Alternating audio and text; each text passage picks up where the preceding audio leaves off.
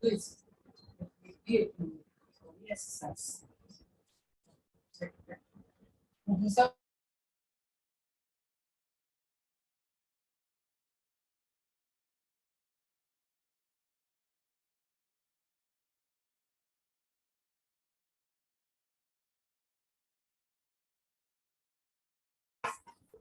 Hi, Nana. How are you doing?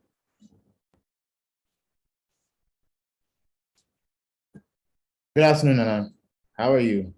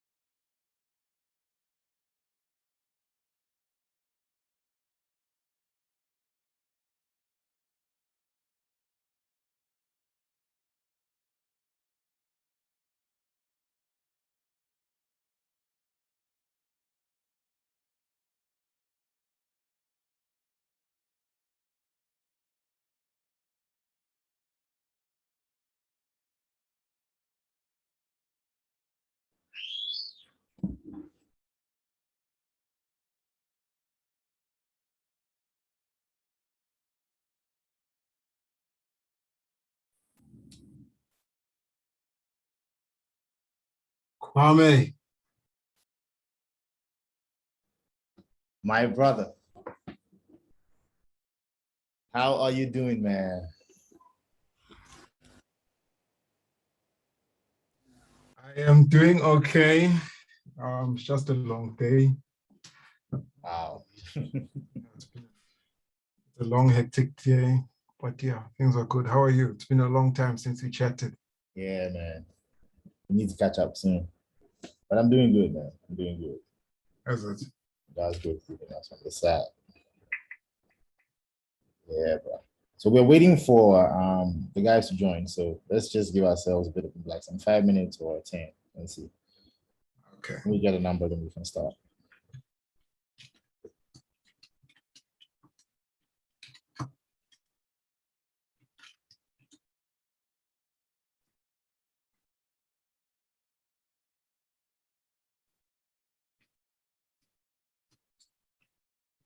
So I've been trying to learn some Ghanaian phrases. So you let me know if I'm wrong. If I say maha or mema or ha, am I saying it correctly? What are you trying to say? Good afternoon.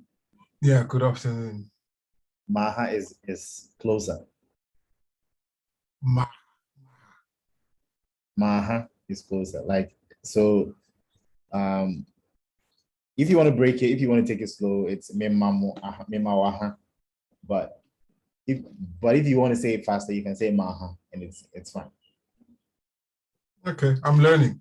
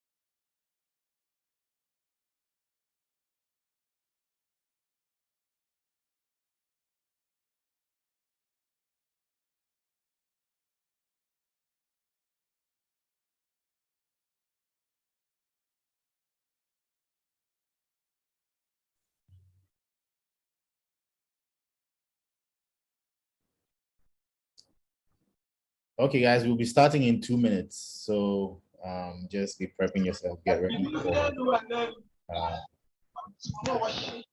for this. So first of all, let me say good afternoon to all of you once again. And let me say thank you for making time for today's session.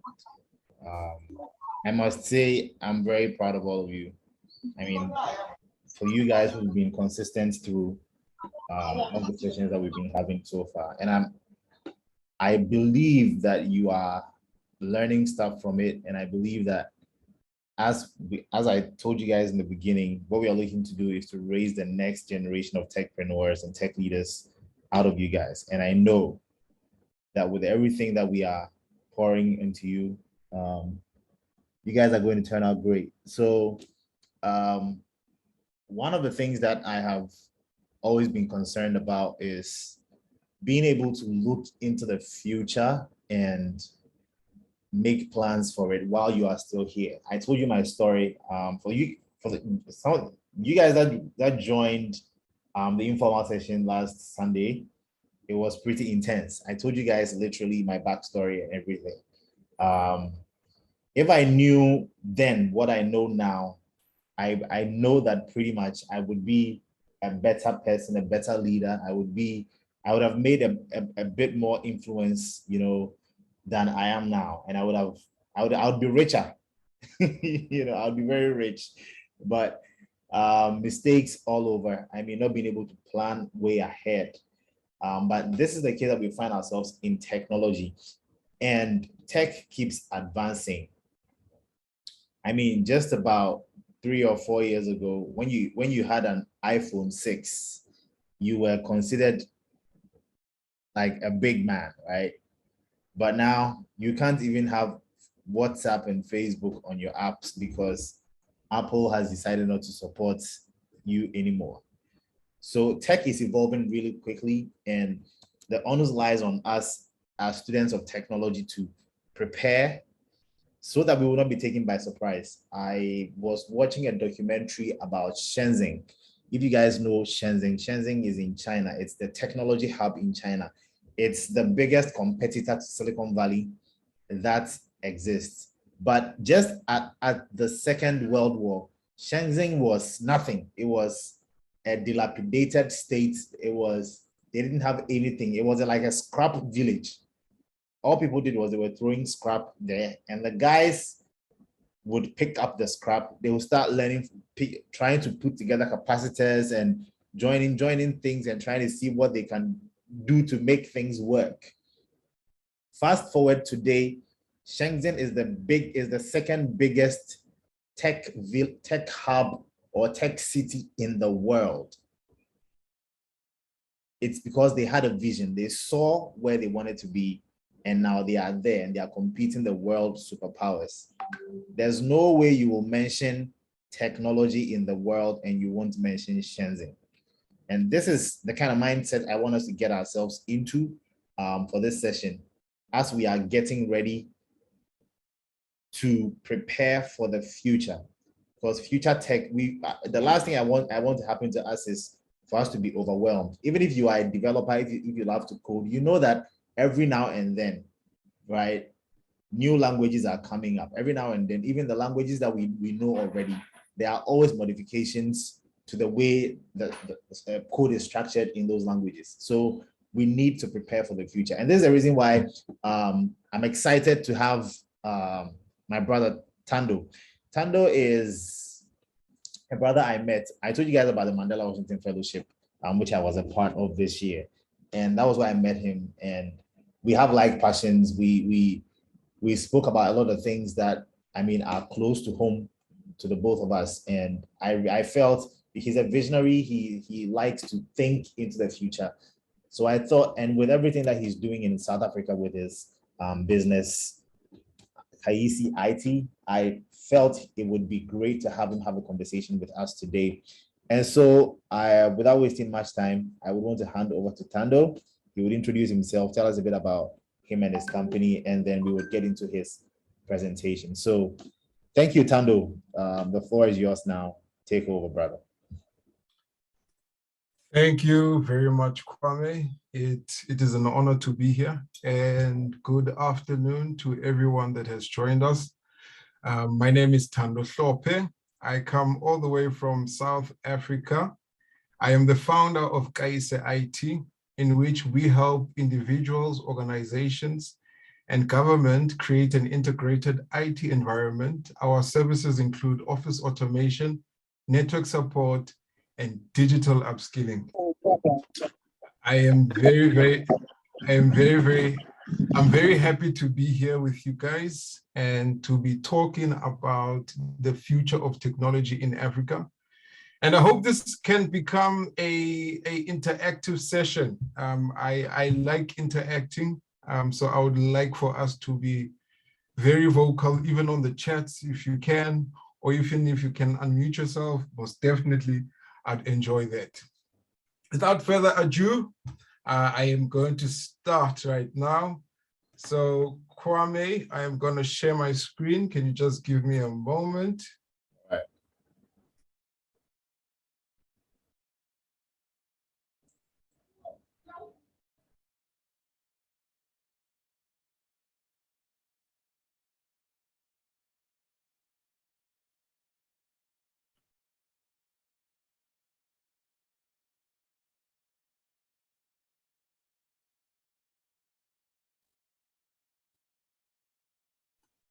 I hope everyone can see my screen. Can you see my screen? Yes, we can. See. Okay, awesome. All right. Okay. Just one moment. I'm just closing these windows here. And also, can you see my screen still? Yes, positive. Yes, we can. Okay, is it full screen on your guys' side? No, it's not. No, it's not. Is it full screen now? Yes, it is. Okay, so preparing for the future in Africa. I am very passionate about the direction that Africa is taking. I believe that us as Africans, we are at an advantage of learning from the rest of the world what is making them so great. For us as Africans, we are late adopters to technology and to standards. And that does not mean that we are behind. That basically gives us the competitive advantage to watch, learn, and then implement new stuff. So basically, thanks to the mobile connectivity, the continent has seen accelerated growth and adaptation to tech-enabled mobile applications in areas such as fintech solutions, money transfer, e-commerce, agriculture, e-learning, social media, music, and video, and other platforms.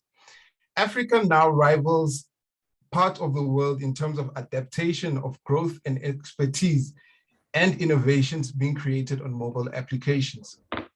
For the digital economy to thrive, certain things need to be in place. And this is very important for Africa. The first one, we need a robust and reliable infrastructure. It is very important for us as Africa to develop an infrastructure that will allow us to communicate, that will allow us to share, that will allow us to grow and interact and trade. The next thing that we need as Africans as well is digital skills. Our people need to be digitally skilled in all the relevant ICT skills. We need local content. That is the most important thing. Local content, creating data that is going to be used by Africans for Africans. We need service providers and we need developers. And we need policies that are going to align Africa's ICT into the world's leading ecosystem. Over the past decades, these challenges have been creatively addressed in Africa. So one of the solutions that I can think of is when Google wants to implement satellite internet for Africa. So unlike implementing physical cables, Google is trying to launch a satellite into space in which they're going to broadcast internet to the most rural areas within Africa. Partnerships amongst private sector companies and public-private ones are very key in order to address all of these issues that we face here in Africa. Companies operating in the tech space understand that Sorry, it's Thando, I think your critical. screen is frozen. I don't know if your Is next it frozen? slides, right? No, it's not frozen. No, it's not Okay. frozen, my brother. No, it's Okay. not. All right, cool. Okay, so the companies operating in the tech space understand that it is crucial to invest in the ecosystem and would pay off in the long run. Because of rising tide lifts of the boat, Google, we work with partners to train and develop and boost across all the various initiatives here in Africa. So Kwame was talking about how Shanzong was changing. Now, the biggest thing that's talked about in Africa is the Silicon Savannah. The savannah that is going to be built here in South Africa, that is already started to be built here in South Africa, where we've got the biggest competitors like Google, Netflix, Facebook, and Microsoft, all starting their base station in Nigeria. So these big players have realized that the importance is about getting into the African market. The African market is very huge and it's got a big potential of growth. It's got big potential of creating money and got big potential of transforming people's lives. So young people need to get onto this bandwagon. Africa is untapped and it's up to the youth to make sure that they tap into the market. So now I'm going to give you a case in point, which is a case study on how technology has transformed.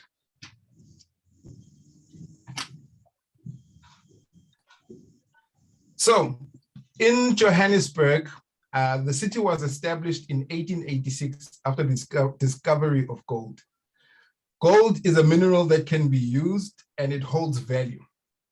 So after some time, all of this started changing near the Nixon administration. So what happened in the Nixon administration is that there was a shortage of gold.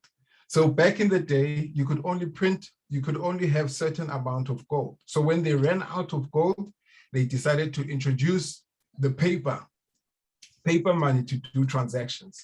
So now this opened up a whole new ball game, a whole new way of trade. And the old has gone and the new has come in. In today's day and age, the gold standard has changed. So where at the beginning, mining for gold was the most important thing. I don't know, if there's someone on mute, or can you put someone on mute for me? Yes, I'll be. Okay, thank you. So now, gold has changed. What was perceived as gold back in the day has changed right now. So in today's day and age, we are mining data. For example, Facebook is a company that is well known all around the world, connecting millions and millions of people every day to their friends, to their family, and to businesses. The next one is TikTok. TikTok is one of the most known social media platforms out there, which basically has over 700 million users in 2020. So that basically means that there's a lot of data that TikTok holds. The last one that I'm going to focus on is OnlyFans. And why I'm focusing on OnlyFans is because the quick trajectory it took when the COVID happened. In 2020, OnlyFans made a profit of $375 million. In 2021, it is estimated to be $1.2 billion. And in 2022, that's going to rise to 2.5 billion. So now technology is really changing. So where at first gold used to be the most valuable asset, right now it's data. And now if you look at these three companies, the thing that we all know is that the most important thing is not the solution that they have. It's not the TikTok, it's not the Facebook, it's not the OnlyFans, it's not the software that they have, but it's the ability for them to generate all these millions of users to use their platform. Now that they've got all this, they can mine, they can do data mining. So now that's where the power is in Africa. We are an untapped market with a lot of young people and we've got a lot of data that we can use and utilize. So we've got challenges in the African market that are holding us back. And it's very, very crucial that us as young people start addressing such issues. The three main hurdles that we have in Africa. Number one, we have inadequate infrastructure. We do not have enough telecoms infrastructure. We do not have enough cables. We do not have enough towers. We do not have enough fiber optics. We do not have enough repeaters and satellites. And that is an issue for Africa. The second one is access to education. We need to educate our people. So now we do not have the right education to train the masses. That's where it becomes a hurdle. Because now if we want to support big network and infrastructure projects, we need to make sure that the people are equipped with the relevant skills and tools to support and build and implement this infrastructure and the ecosystem. And lastly, it's ownership. Ownership of the infrastructure. Now, as Africa, we currently do not own the telecoms infrastructure in Africa. And that is a big security risk. It's a security risk for citizens. It's a security risk for governments. So these are the areas that are a big hurdle to the African infrastructure and the ecosystem at large. And these are the issues that we need to start addressing within our solutions, within our businesses as well, because this is what is going to be used to control the data in the future.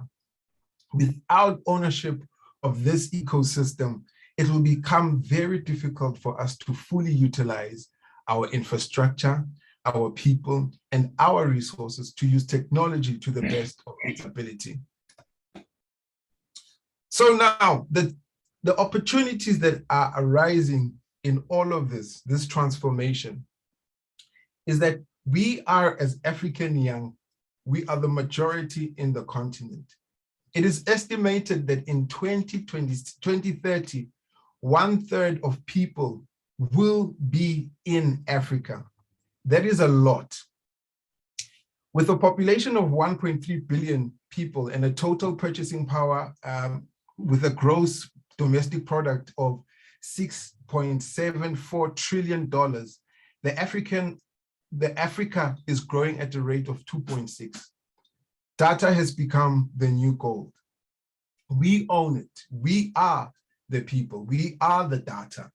So it's up to us to start developing our solutions and our plans to address all of it. So now the opportunity number one is we are the untapped market. So if we can develop solutions that are centered around tapping into the humanness of needs and wants, this is where we are going to start seeing opportunities within Africa in the future. Next thing is the jobs. It is estimated that there shall be 1.6 million new jobs by 2025 that are all related in the ICT space. So the job market in Africa is growing using technology. Telecoms, as I've mentioned, in Africa, we still do not have enough infrastructure. So we need to make sure that we are starting businesses, we are starting journeys, we are starting relationships in order to address the telecoms shortage that we have currently in Africa.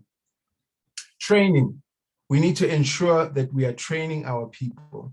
We need to make sure that they have the adequate skills, the adequate resources, and the adequate tools to support, implement, and own the technologies and own the infrastructures.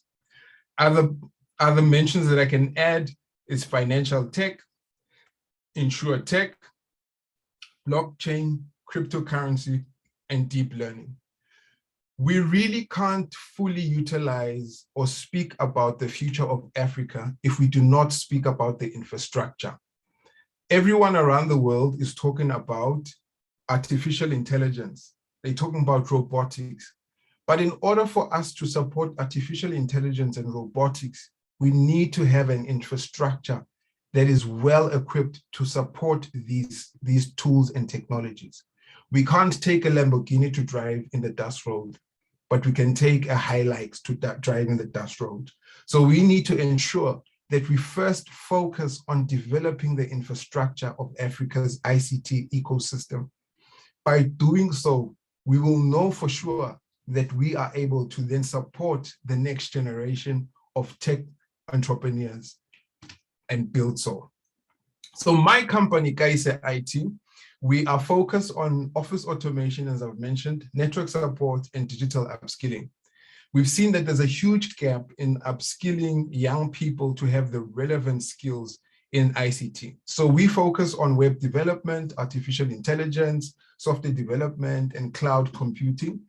We give them certificates that are accredited with our local authority body here in South Africa, and then they are able to go out into the world, look for employment, or start their own business. Currently, a project that I'm very, very focused on and passionate about is we are transforming this daycare center into an ICT college in one of the communities in my hometown. So hopefully, when I have a launch virtually, you will all be there to witness and share the joys with me. So now, why do you matter? It's very important that we play our role in this tech ecosystem. We need to ensure that the infrastructure is ours. If I can give you an example, since Africa does not own the current ICT infrastructure, it becomes a very big security risk for, number one, the people of the African continent, and number two, the government. Because if the government is not owning the infrastructure, that means it's third-party people that are not from Africa who own the infrastructure. And we saw what happened in America when people were claiming that the system was hacked and everything was hacked. And that is a clear indication of that we need to control. We need to be ownership of our own infrastructure. It's very important and very vital that we do and protect the data integrity of Africa. So as you go, starting your business, starting your solutions, or going into the work sphere, I say think about these key hurdles that we are faced with. It's infrastructure, it's education, and it's ownership. If we really want to transform ourselves, our businesses, we need to ensure that we own it. If you got any questions, please feel free to post them in the chat or unmute yourself, and then we can open up a dialogue where we can discuss Africa and technology. And maybe you can tell me, where do you think Africa is going in the near future?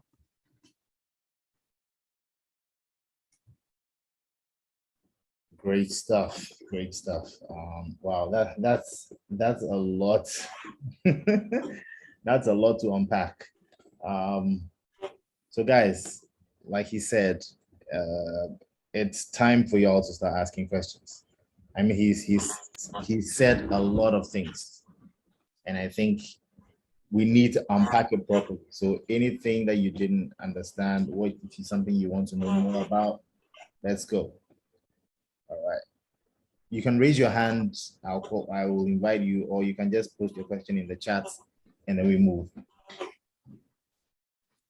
So I think I'd like to find out from everyone who's on the group, what is the biggest challenge that you are faced with in terms of your business or your journey in ICT, especially in Africa? What is the problem that you are faced with in your community when you're addressing solutions with technology?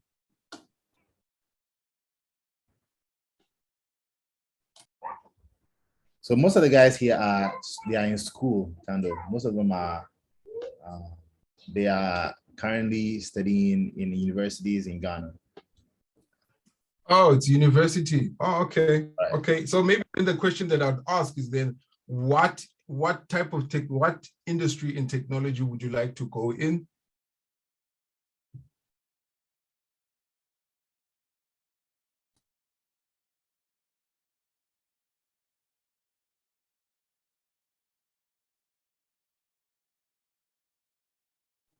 Okay.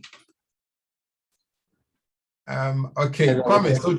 So Kwame, maybe you can tell me what made you choose technology, and what issues are you faced with in terms of the current technology infrastructure, especially in your country?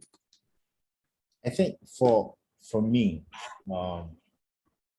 I fell in love with tech because I'm very inquisitive, and like I told you guys during the fellowship, I mean when the first computer came to my house, like I started asking a lot of questions. Like there was never a time in my life that I had become so inquisitive. Like I wanted to know more, about how this computer, how is it that this thing is just sitting there and it's working?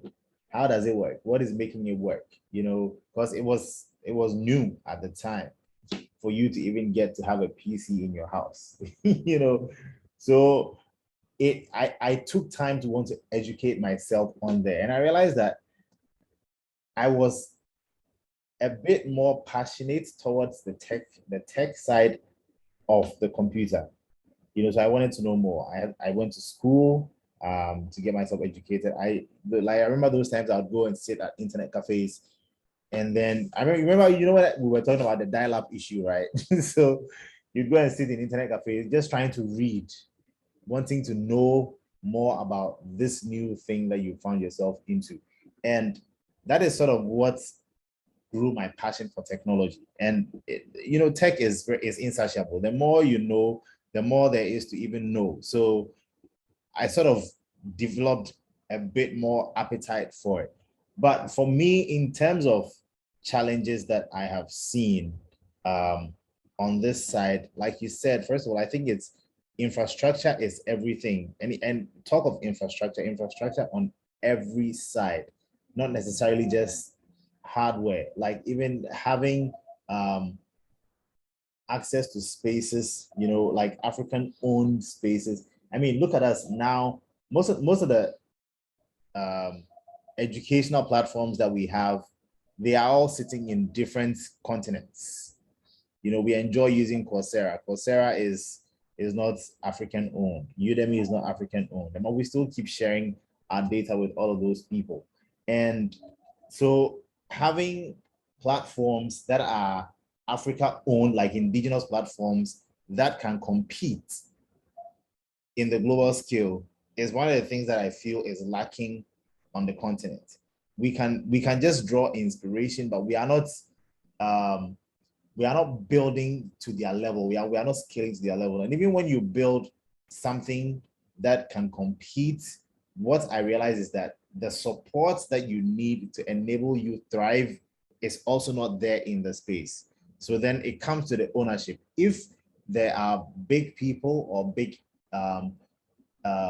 companies that are interested in owning or like taking ownership in indigenous tech ideas or tech platforms that are being developed, I believe that could also catapult the way that we look at tech and the way that we position ourselves to make a statement in the global scale. So that's basically like a basic thing from my side. But I see some questions.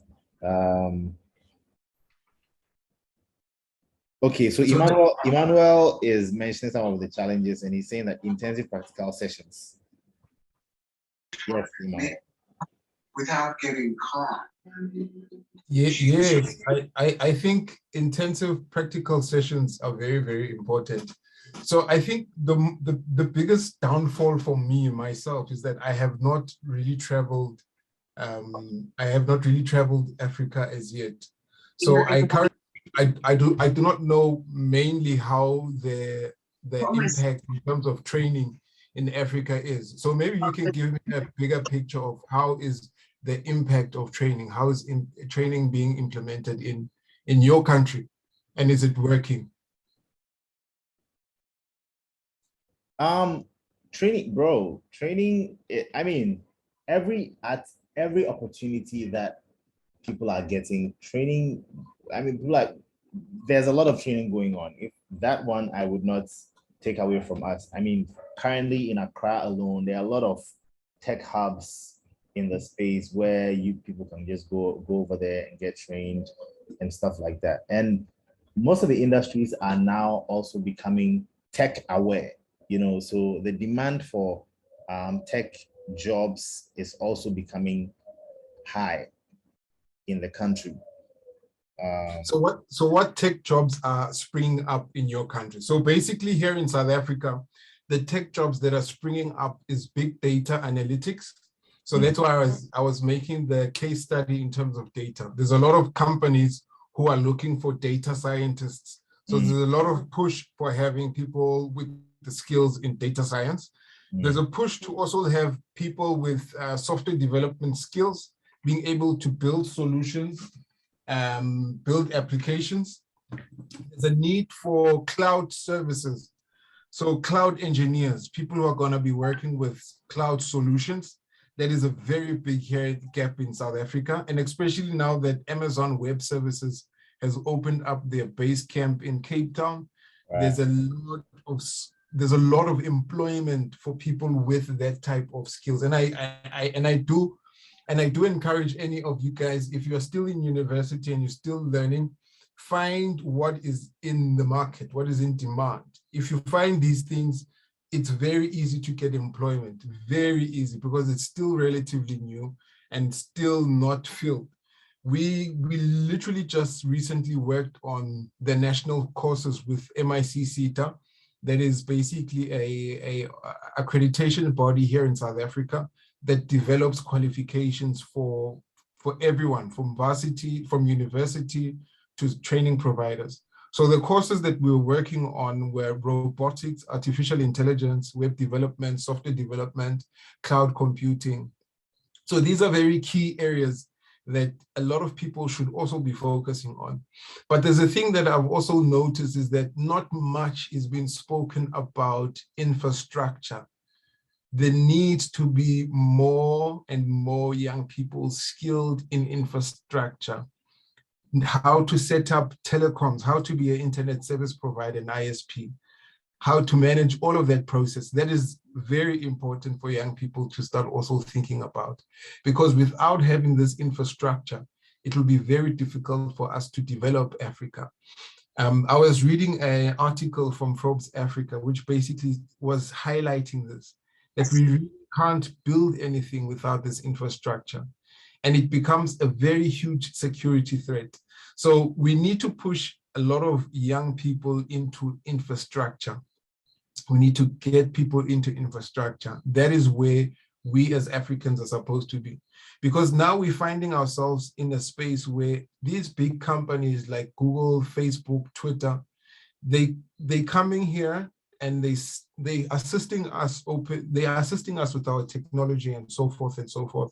But what we are losing out as Africa, and this is going to happen again and again, is we're losing out on what is most important to us, of being the first implementers.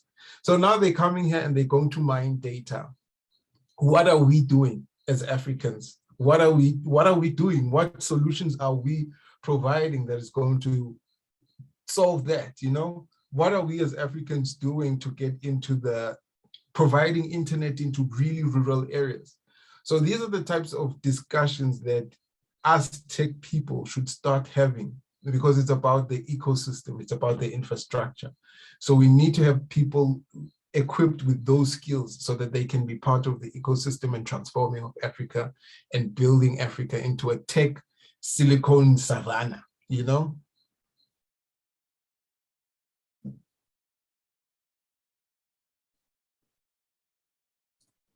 Wow. Comment? Wow. Charlie, that's deep, man. And that's a very deep way of thinking about it, you know.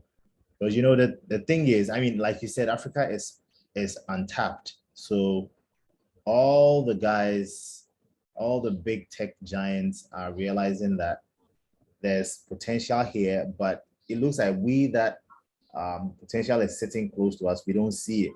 And they are seeing it ahead and they are making investments into this space. You know, let me tell you a story. didn't have a story, just something. You know, the coach, myself and Valentine, our coach, David, during the fellowship, right? He is in Uganda now, and he's coming to set up business in Uganda because he says that Africa is so ripe, but we are not tapping into. So he's coming to set up a business here, you know, and he's getting Valentine to help out with some of the stuff that he's doing. And from what you're saying, it's really great. And I think, guys, this is the time that we need to start thinking like this, man. Like, there's so much in our hands. Like it's like you having diamond in your hand, but you don't know it's diamond, and you are throwing it away like it's a stone. That's what is happening, right? Wow. Okay, let me read some of the messages here. Some of the stuff in the chat. So Emmanuel says, thanks for the insight. Was wondering about the big shots wanting to come into our space. What are they likely to do? That's Facebook and the likes. Thando. Okay, so basically saying the big shots, what are they going to do? Yes. Well, make money off of us. Gonna make money off of us, unfortunately. I think with the case study that I showed, especially like in Johannesburg, when the gold rush was discovered, that's how Johannesburg was formed here in South Africa. It was formed when people heard that there's gold in this certain region, and then everyone started fluxing into Johannesburg, and then they started mining, and they started taking everything out from the ground. And even international companies now really control everything there. So now what we're gonna have in terms of data is the very same thing. We're gonna have millions and millions of data being mined by big corporations. And when I say data, I basically mean you can have an application that is just collecting how many schools are in your district, how many of the people have finished varsity or university, simple data like that. With that data, they are going to be able to transform and change everything. So basically that's what big businesses are going to do with the data. And by having the data, they're going to be able to create and customize certain things for us without us even knowing. For example, Google. I went to a shop, and when I came back, I saw a notification on my phone saying, did you enjoy going to the shops? Give the shop a rating. And in my head, I'm like, when did you know I was at this particular shop? So this is the type of stuff that is happening. And we do not want our data to go out there. Like it's very important that we start tapping into it, getting this data and using it to our own advantage. Because you can have this data yourself, and you could also make something out of this data. You can take this data and repurpose it and sell it to them. You say, I've got a data of all these students in my region. Who wants data? Then you can start really building a business model around selling data to big corporates like that, because that's how it's going to work in the future.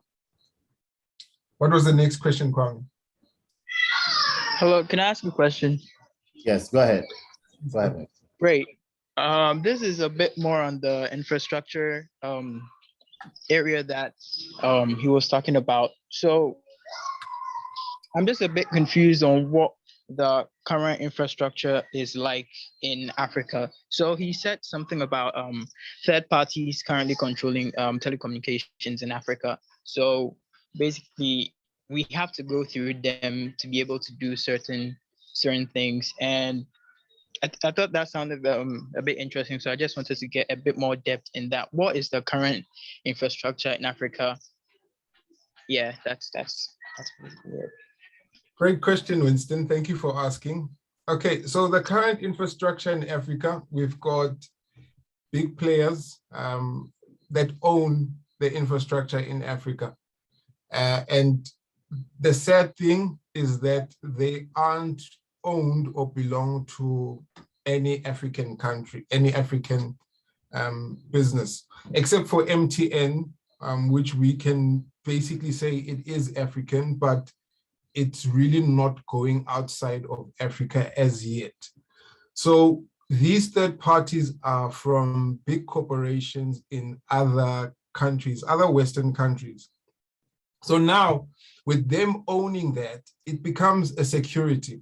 So now imagine in the near future, we as Africans have gotten to a tech savvy space. And now we're deciding that we're going to start voting and everything's going to happen digitally. So who will really have the power to select who's the next president? Will it be the people, or will it be these big corporations who have the power to select who the next president is? So that's where this becomes a big security risk for us as Africans, for us as people, and for the government. So it's very difficult to break into that industry.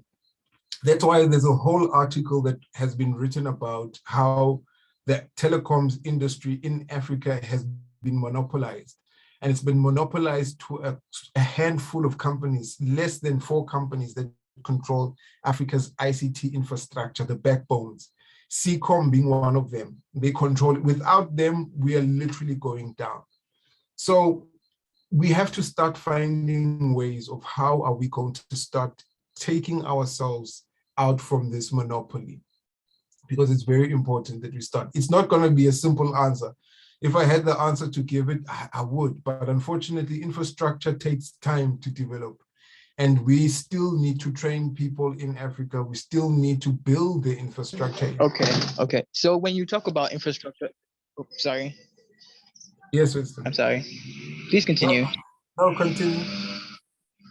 Right. I was just wanted to clarify that when you mention infrastructure, you're talking about the telecom space. Yes, telecom Okay. space. Yeah, Okay. telecom space. Because that is the backbone of IT. Without telecoms, we won't have anything. We won't have apps. We won't have developers. We won't have the jobs that we have today. And it all lies in the backbone, which is the telecoms. I hope it answered your question, Winston. Yes, please. Thank you Let very me much. add just a little bit to what Thando is saying. So, there are a couple of things that informs big play when it comes to infrastructure. So the first thing that has to be taken into notice is sort of a policy framework that would say that certain kinds of things are going to be homegrown, or we are only going to use home-built solutions for stuff, right?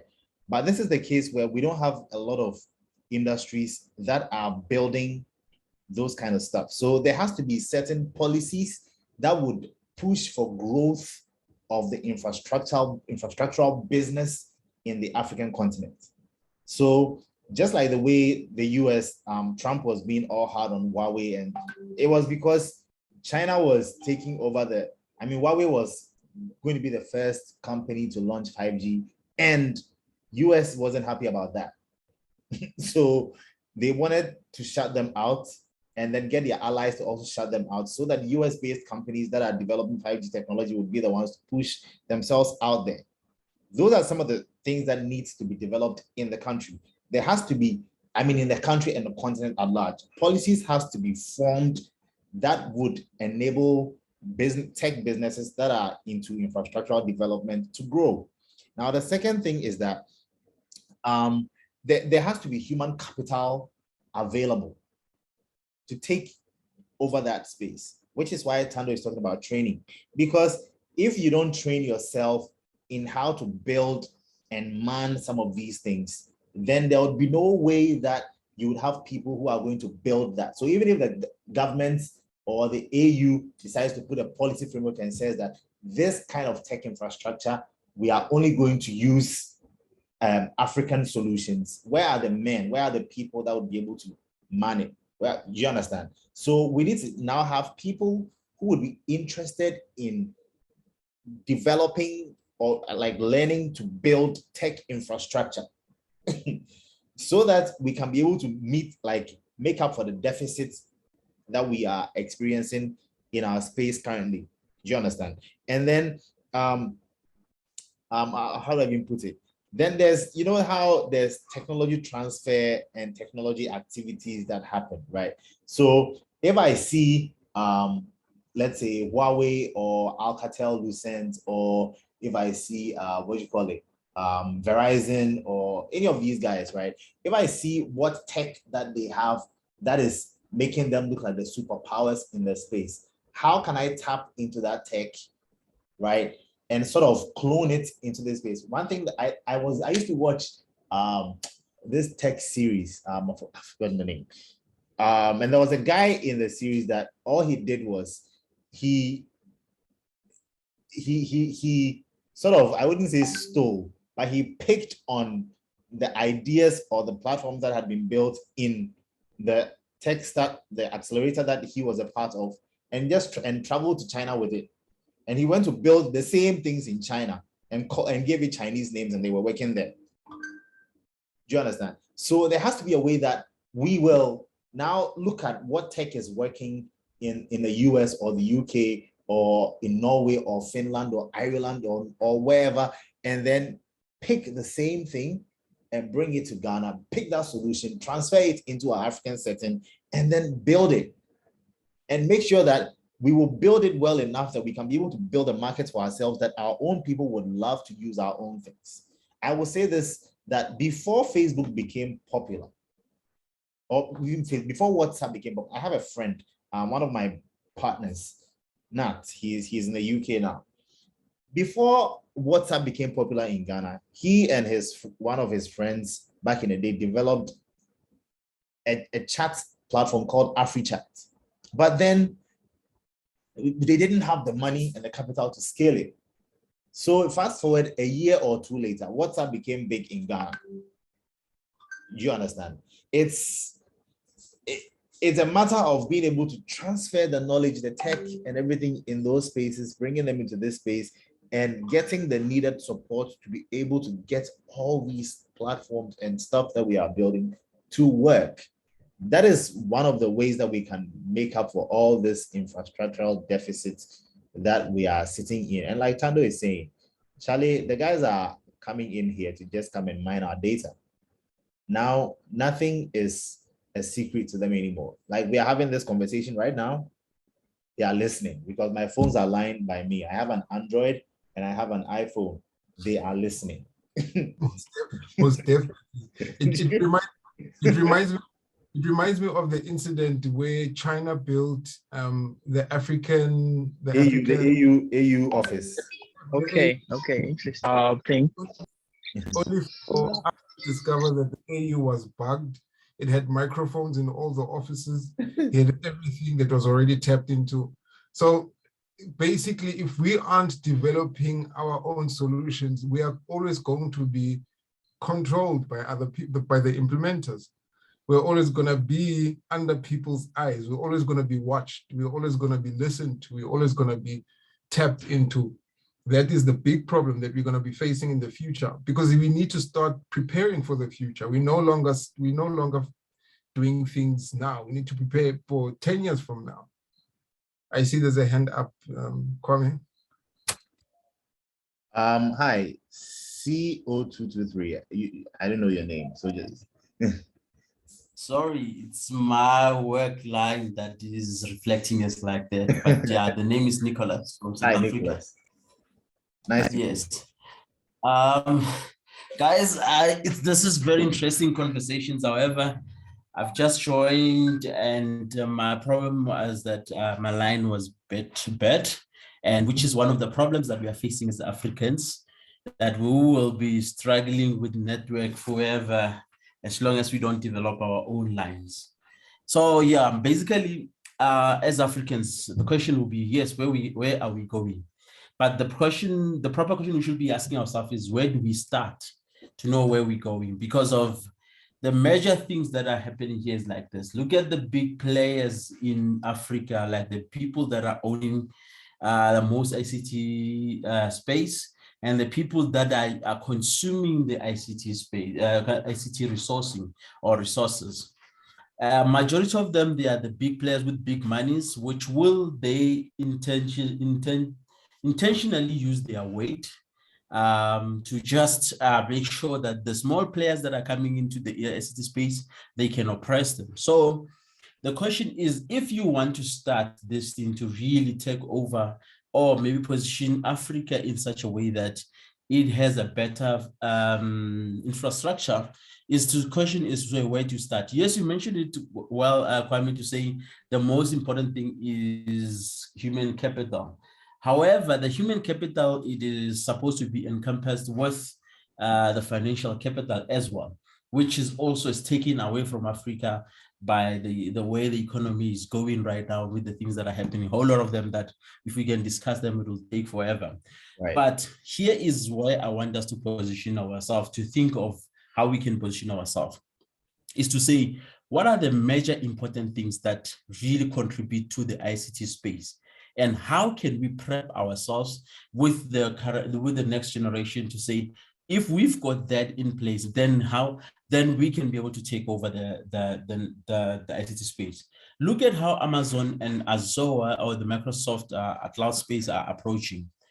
They are approaching this, the approach is to resolve or to solve your infrastructure problems, like your data center problem. So that's the first thing that they offering to you, to say, person, here is we offering you a most stable data center, and then you can have all your apps, all your servers, all your data to run from our data center. The second thing is they start offering you software, or rather applications, platform to run on, to saying this is a most stable one to run on. So if we as African, we can look at it in the form of saying, we have to start thinking of our own kind of platform that we will be able to deploy all our apps, all our application and run on and have a stable one. Then we have a start. And then the second thing is to equip ourselves with the good technologies that will move us forward in such a way that whatever technology comes into play, we will be able to compete with it. You made a good example around with Huawei and Google, how they've had a fight and how Google wanted to sabotage Huawei. So those are one of the things that we should take a learning curve from them, to say, these are the kind of things that we still have a bit of a fight as Africans to be able to stabilize our own environments. The third thing, the last thing I just want to talk about now is just, for example, the major thing that is contributing right now is the platform to run our application, which is the operating systems that we have. None of the operating systems that are running on our systems, on our laptops or anywhere, they are African made. So we will need also to have some form of an operating system that is African made. Then that way we will be taking over our own ICT world easily. Then that will assist us going forward. So in short, let me just pause it there, and then just to interview. That was very insightful, Nicholas. And I totally agree with you 100% on all the stuff that you've spoken about. I don't know if Thando has anything to add to what you said, but I agree with you 100%. Well, I think he hit it 100% on the head. And I think what came out from that is that there's opportunities for us to enter into manufacturing in the ICT industry. We need to start manufacturing, especially. We need to start manufacturing our own solutions, our own software, our own hardware, computers, our own network towers. I think it's high time we start developing in innovation. Instead of just literally just adapting.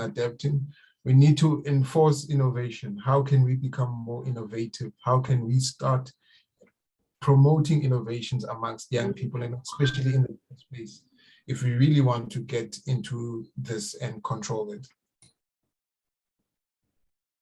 Thank you. Nice one.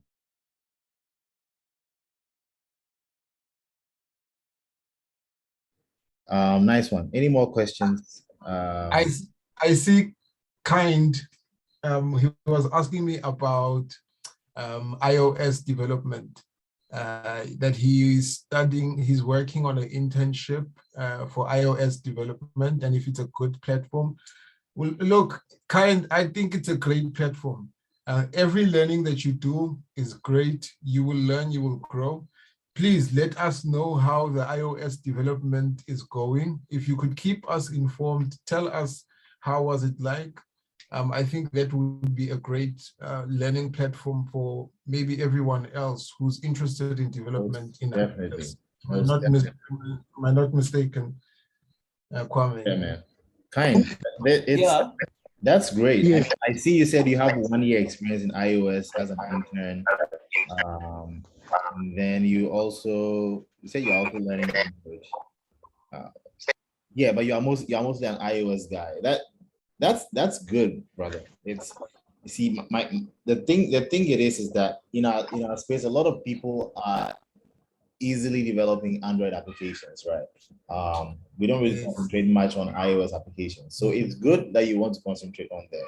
But then again, I can also understand why a lot of people are a bit, moved towards the Android side, because it's a bit easier to publish your app. If you want to publish an app on iOS, it's a Herculean task sometimes, but it's great if you can develop like native iOS applications. But that's the reason why, or one of the advice I would give you is, while you are doing this, maybe you should also learn how to build cross-platform applications. Because now there are a lot of, cross-platform development environments available, like Flutter, like Kotlin, and all of those things. They are available. So you can add that to it, so that because I think any of these hybrid development environments would enable you to build native for Android and native for iOS. So if you know that, it would be a plus for you as well. Yes, most definitely. So Miss probably Kwame, you should get in contact with Kind and maybe share numbers or contacts or Yes, email. Kind, hit me up on LinkedIn. My name is Kwame Uswansa, like how my name is on Zoom. On LinkedIn, just search for me, message me on LinkedIn, and then we will get in touch and we can talk more from there. Okay. Maybe put your LinkedIn bio on the chat, Kwame. Yes. Let me do that. That would be. And guys, it is good that Kind has mentioned what he's doing. And just to add on that, I think it's an environment that has a lot of opportunity for growth. And just an advice from one tech to another is that Kwame, don't just focus on iOS itself, focus on more of development, do a kind of a full stack development process, understand all the type of development that are there. The reason is that as Africa, it grows, it also gonna need a lot of tech people with vast skills, not single skilled, or rather just skilled in one specific technology. Exactly. Just an insight, for example, currently as I'm in banking industry really tries to create their own banking digital world. In essence, they want to create their own platforms, their own kind of technology as well, which in South Africa, First National Bank has already initiated that, which is FNB. So with that initiative, they actually looking at overlooking what these other big players out in the world that are offering platforms. They want to create their own and to have their own technology that they have control over, irrespective of what happens in the world with the kind of political relationship that we have as a country. So they want to have their own kind of platform to run stuff on it. So it will be critical for us as Africans to be multi-skilled, to make sure that wherever this technology is taking us, or where the wave is taking us, we should be able to actually ride along that wave. So it is one of the critical things, like to everyone on the call, to just make sure that you multi-skill yourself. The second thing that I just want to mention is that as you are developing or whatever you are doing, look at the opportunities to say, if this is a kind of platform that is there, like when we talk of hybrid stuff, that if there's a type of technology that is there, can this be done on the next technology or not? Because of each one of the players that are in the technology, they trying to monopolize their own type of technology. Right. Give an example. We have IBM, we have Red Hat. Those are one of the big players that are giving out the OS in open source platforms. Those platforms, they are competing with each other in a high level that's such that they saying their services are better than the other. So you can see right now, Red Hat has overtaken IBM. So, and IBM is not happy about what Red Hat has done, but they also they're doing some form of an enforcement from their side just to make sure they remain competitive in the space. So people that know IBM, they might run out of work, but people with Red Hat now, they start having a lot of work. So now if you're multi-skilled, it's very easy to move from one space to the next space. So it is that kind of a thing that as people, we need to also look into that, to look into that and then upskill ourselves correctly. That's part of human capital. When we start our own thing, we will be able to say, here are the key people to run with us, and we take the ship to the next destination point. Great stuff, Nick. Great stuff, Nick. Maybe you could share your LinkedIn profile as well on the chat room, Nicholas. So maybe if someone has a question, especially in the ICT banking sector, because you're in the banking sector and IT, maybe they can pop your LinkedIn message. Could you do that? Yeah, sure, no worries. I'll gladly love to interject with people, and then yeah, I'll just share it in a moment. Thanks. Great stuff. Guys, any more questions? Yeah. Hello again. Hi, Winston. Go Just ahead. real quick. If it was not for someone who sent me this link, I would not have known that this mentorship session was like actually happening. So I want to know if there is like a platform that you guys meet on and discuss ideas, or if this is just like an occasional event that happens. Okay, so Winston, this mentoring session is being organized by TechStrip Africa. TechStrip Africa is like maybe a WhatsApp group or a Slack. Yes. So there are. Sorry, could you repeat that? So I was saying that this mentoring session is being organized by TechStrip Africa, which is my company. We are an accelerator in the tech influencer network that we are looking to build and grow the next generation of techpreneurs and tech leaders, right? Into bringing positivity in tech in our space, which is why we are having these mentoring sessions every now and then. So there are WhatsApp platforms that are available. There are TechStrip clubs in almost all the universities in Ghana now. So if I know where you're located, I can get you in contact with the right people, and yeah, and then I can get you to be on the right WhatsApp platform. And then there are a lot of conversations that happen on the platforms. And so yes, sir. So you know what you can do? You can hit me up on LinkedIn also and drop your number for me over there, and then I can connect you to the right people, and then we can move on from there. Okay, I'll definitely do that. Thank you. Great stuff, brother. Great stuff. Great. Okay. So if anyone has a question for me and they questions. email me, I'll drop my email and my LinkedIn on the chat as well.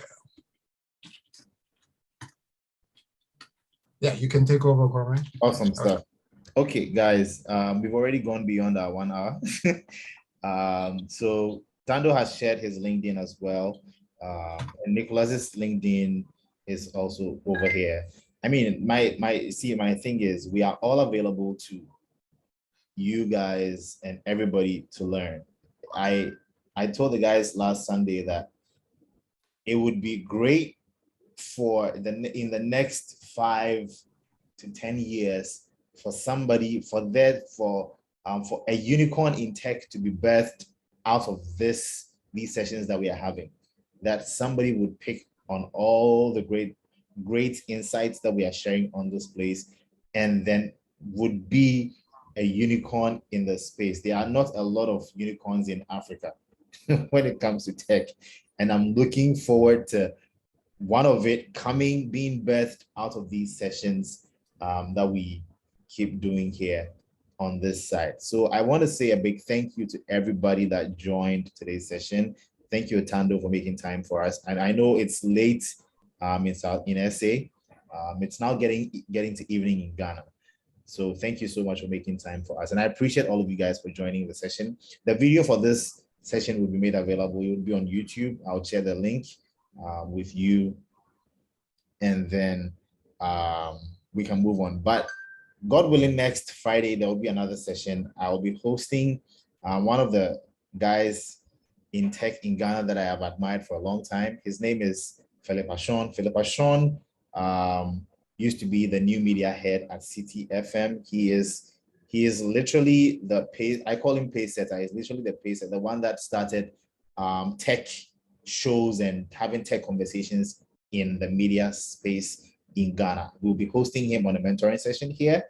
He's now the corporate communications manager at Guinness Ghana Breweries Limited, but he's agreed to have a conversation with us. And so on Friday, I will put the poster out tomorrow, and you can share it with your friends. It would be on the same link, so you can just look back here. If you don't even see the poster around, you can just click on the same link that you have today on Friday at 6 p.m. Ghana time, and then just join the conversation and let's grow ourselves. Thank you guys so much for making time for this. I appreciate you. I'll see you guys again on Friday. Enjoy your evening. Thank you, Kwame, and thank you, everyone. Yeah, thank you. All right, thanks, guys.